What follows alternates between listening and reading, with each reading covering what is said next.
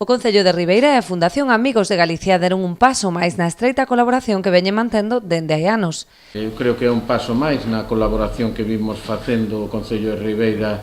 coa Asociación Amigos de Galicia, en prol, sobre todo, da axuda do que é as persoas en risco de exclusión social, así co convenio que temos asinado co Banco de Alimentos, isto que é unha pata máis importante tamén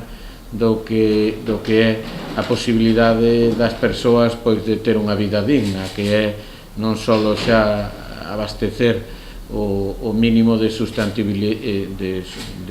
do que é a súa alimentación, senón tamén a posibilidade pois de darlle esa salida laboral. Desta volta asinaron un convenio de colaboración para favorecer a inserción laboral dos usuarios da Fundación a través da elaboración de itinerarios profesionais personalizados. Esas persoas que estamos atendendo e outras que nos derivan os servicios sociales,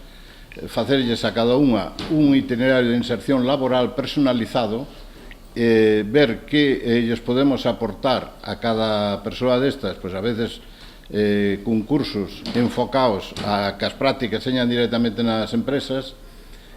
para as persoas que o desechen, teñan capacidade, queiran traballar, poidan traballar. A colaboración dos empresarios do Barbanza é outra peza clave para o éxito do convenio, que promoverá a realización de prácticas en empresas. Ramiro Carregal, presidente do Grupo Frinsa e tamén presidente de honra da Fundación, participou no acto de sinatura celebrado este mediodía na Casa Consistorial.